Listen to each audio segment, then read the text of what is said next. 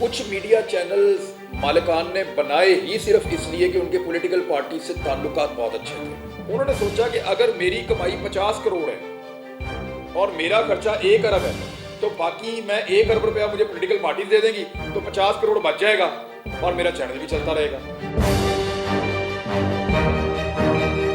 तो वो जो एक रास्ता था ना कि सरकार से बल्क में पैसे मिल जाते हैं बहुत सारे, वो खुले खाते थे, वो पैसे मिलना चैनल्स को बंद हो गए।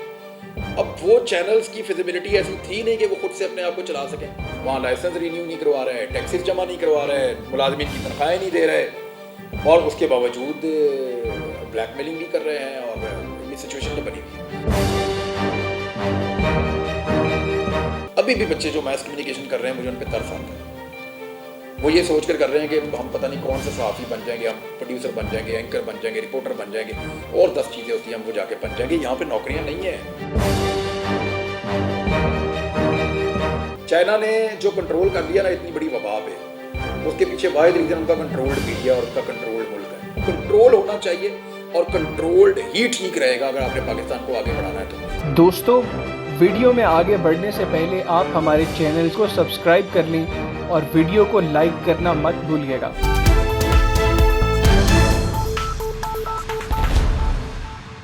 देखें, एक तो मीडिया के क्राइसिस की सबसे बड़ी वजह मीडिया खुद बना। हमारे यहाँ पे सन 2000 तक जो है वो जर्नलिस्ट वो आदमी बनता था जो उसूल के ऊपर सहाफ़त करने के लिए नॉर्मली आते थे लोग, और उनको पता होता था कि उन्होंने गुरबत में और भूख में ज़िंदगी गुजारनी है। उसके बाद टीवी चैनल्स आ गए, बहुत ज़्यादा पैसा आ गया। फिर भी एक लंबे अरसे तक वो लोग आते रहे जो काम करना चाहते थे, जिनको जर्नलिज्म से प्यार था, सहाफ़त से प्यार था। फिर एकदम ये एक ऐसा करियर बन गया जिसमें लाखोंपति लोग हो जाते हैं फ़ौरन। लोग जैसे अपने बच्चों को डॉक्टर और इंजीनियर बनाना चाहते थे, लोगों ने बहुत बड़ी तादाद में बच्चों को मास कम्युनिकेशन के डिपार्टमेंट्स के अंदर हर यूनिवर्सिटी में दाखिल करवा दिया। बड़ी भारी फीसों के ऊपर वहाँ पे उनको तालीम दी गई और एक पल्क में बहुत बड़ी तादाद में लोग निकले जो 2010 तक पाकिस्तान की हर मीडिया में, इंडस्ट्री में मौजूद थे। और इसके बावजूद ये सिलसिला रुका नहीं, बल्कि बहुत बड़ी तादाद में मज़ीद मीडिया इंडस्ट्री के लिए जो है वो नई पौध तैयार होती रही। अब उन सारों ने आके यहाँ काम तो करना था। ये जो नए लोग आए ये निस्बतन बेहतर ट्रेंड थे क्योंकि इनके पास सोशल मीडिया गैजेट्स भी थे और इनको यूनिवर्सिटी से ये कुछ ना कुछ तजर्बा हासिल करके भी आ रहे थे। तो जो मीडिया मालिकान हैं वो तो चाहते हैं कि कम पैसों में काम लें हम। उन्होंने देखा कि हमें 50,000 रुपये में एक बच्चा मिल रहा है काम करने के लिए, यंग है, एनर्जेटिक है, 10-12 घंटे काम भी कर देता है, और एक हमने बंदा बिठाया हुआ है 5 लाख के ऊपर और वो तजर्बाकार है, पुराना है, लेकिन काम तो वही करना है। तो वो जो सीनियर लोग थे ना, सबसे पहले उनको ज़रब लगना शुरू हुई 2010-12 के बाद। तब हमने महसूस नहीं किया क्योंकि ये बहुत थोड़ा थोड़ा हो रहा था, हमें अंदाज़ा नहीं हुआ। मीडिया बढ़ता गया। कुछ मीडिया चैनल्स मालिकान ने बनाए ही सिर्फ इसलिए कि उनके पॉलिटिकल पार्टी से ताल्लुकात बहुत अच्छे थे।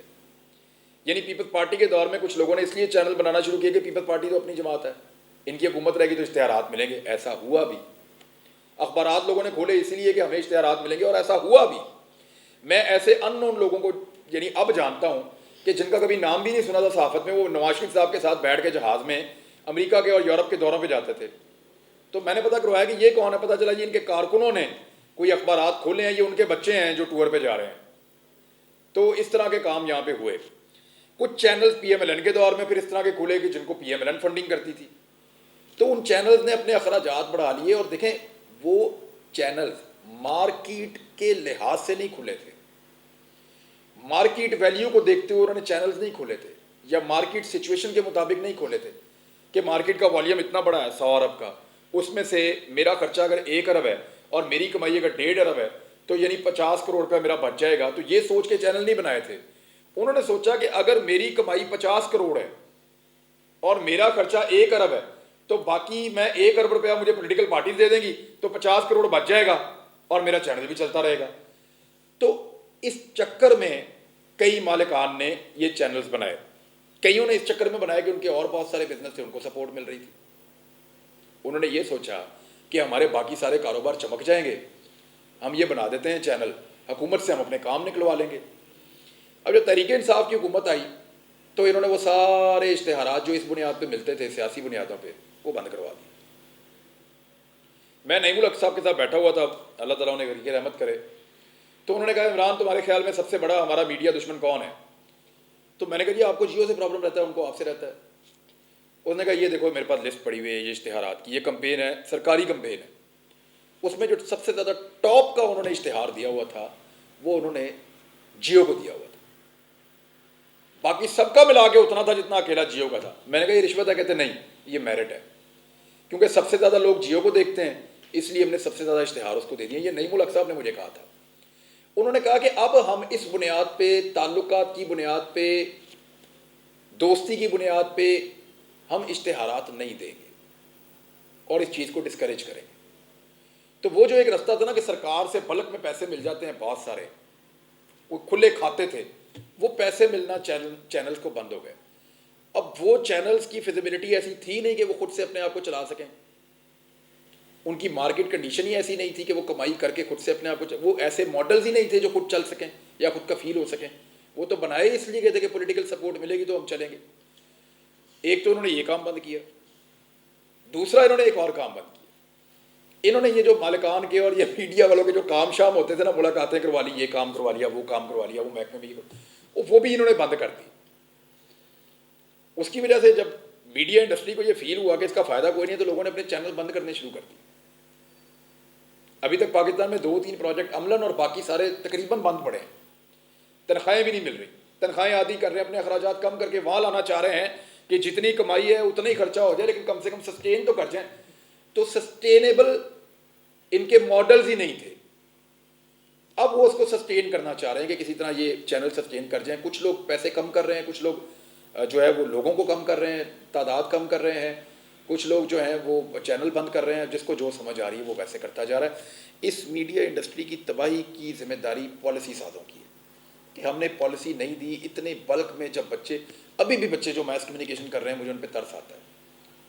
وہ یہ سوچ کر رہے ہیں کہ ہم پتہ نہیں کون سے صحافی بن جائیں گے, ہم پروڈیوسر بن جائیں گے, اینکر بن جائیں گے, رپورٹر بن جائیں گے, اور 10 چیزیں ہوتی ہیں, ہم وہ جا کے بن جائیں گے. یہاں پہ نوکریاں نہیں ہیں.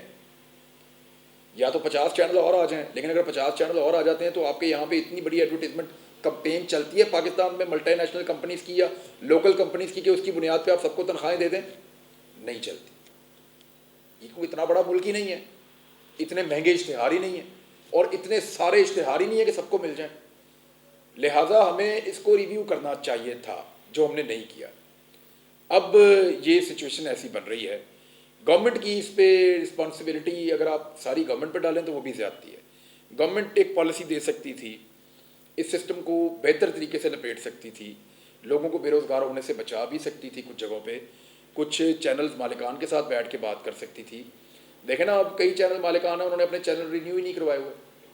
لائسنس, وہ پیسہ گورنمنٹ کے پاس ہی جانا تھا نا, وہاں لائسنس رینیو نہیں کروا رہے, ٹیکسز جمع نہیں کروا رہے, ملازمین کی تنخواہیں نہیں دے رہے, اور اس کے باوجود بلیک میلنگ بھی کر رہے ہیں. اور یہ سچویشن تو بنی ہوئی ہے.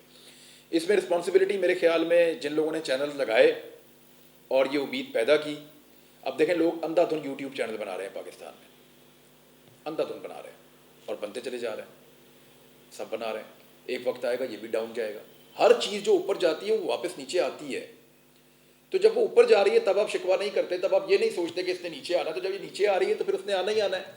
میڈیا پاکستان کا یوں کر کے شوٹ کیا تھا, اس کو واپس نیچے آنا تھا, کیونکہ چیزیں اپ ڈاؤن جا کے کہیں جا کے سسٹین کرتی ہیں. اور پاکستان ابھی تک سٹیبل نہیں ہے, یہ ٹرانزیشنل پیریڈ ہے, یہ گزر جائے گا. لیکن میڈیا کو مار تو بہت پڑی ہے انفارچونیٹلی.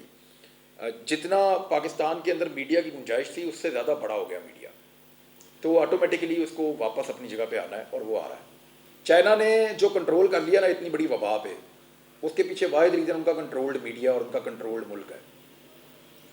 میری نظر میں دنیا کنٹرولڈ طریقے سے ہی چلتی ہے, آزادی کے ساتھ دنیا نہیں چل سکتی.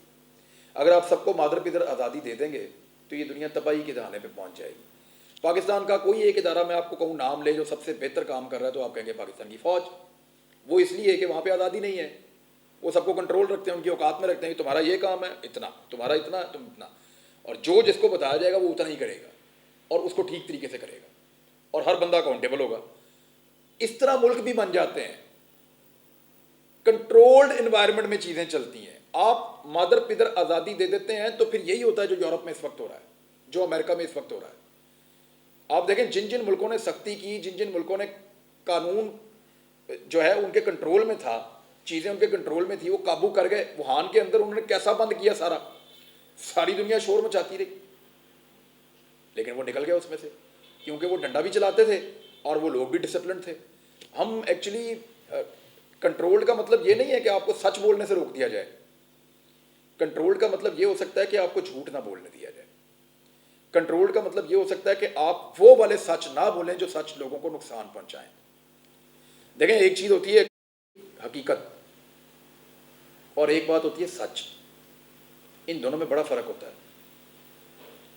ہم صحافی اکثر سچ بولتے ہیں حقیقت تک پہنچے بغیر. آپ نے کسی آدمی کو الکوہل استعمال کرتے ہوئے دیکھ لیا تو یہ ایک سچ ہے, آپ جا کے شور مچائیں اس نے شراب پی لی ہے. لیکن اگر آپ حقیقت جاننے کی کوشش کریں, پتہ چلے کہ اس کو کسی حکیم نے کہا تھا کہ اس کو روزانہ یہ تھوڑی سی پینی ہے ورنہ یہ مر جائے گا,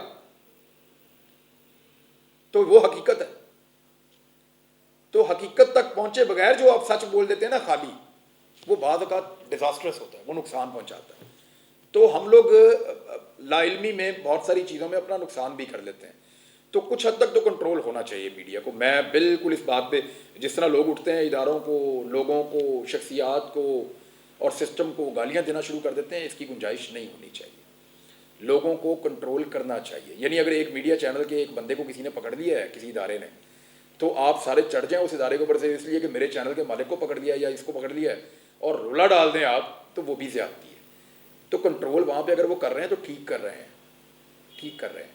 ایسا نہیں ہونا چاہیے کہ جو جس کے دل کرے تو اس کو گالی نکال دے اپنے ذاتی فائدے اور نقصان کے لیے. تو یہ غلط ہے. ہم نے ایسے کام کیے ہیں. یعنی جب میں نے صحافت شروع کی تھی تو بعض اوقات ایسی خبر دینے کے لیے کہا جاتا تھا جس سے بعض اوقات مجھے ایسا لگتا تھا کہ یہ ملک جو ہے یہ نقصان ہو جائے گا میرے ملک کا اور میری ریاست کا, اور ایک آدمی کا فائدہ ہو رہا ہے. تو میں اب وہ میرے اوپر ہے, میں انکار کرتا تھا, اقرار کرتا تھا, وہ ایک الگ چیز ہے, میں اس کی ڈیٹیل میں نہیں جانا چاہتا. لیکن میڈیا کے لوگ یہ کام کرواتے ہیں, اپنے ذاتی اور فائدے اور نقصان کے لیے خبر دیتے ہیں. وہ یہ نہیں دیکھتے کہ اس سے ریاست کو کیا فائدہ اور کیا نقصان ہے. تو کنٹرول ہونا چاہیے, اور کنٹرولڈ ہی ٹھیک رہے گا اگر آپ نے پاکستان کو آگے بڑھانا ہے. تو آپ دیکھیں نا, یہ جو ماڈل دنیا پاکستان میں نافذ کرنا چاہتی ہے یہ تو پوری دنیا میں فیل ہوا. تو یہاں کیسے کامیاب ہو جائے گا؟ نہیں ہو سکتا. کیا امریکہ میں پینٹاگون کے خلاف وہاں خبریں دے سکتے ہیں آپ نہیں دے سکتے. یہاں پہ تو آپ کی فوج کو روز لوگ بیشنگ کرتے ہیں, اور اگر آپ اس کو آپ روکیں تو وہ کہتے ہیں یہ دیکھو ڈکٹیٹرشپ ہے پاکستان.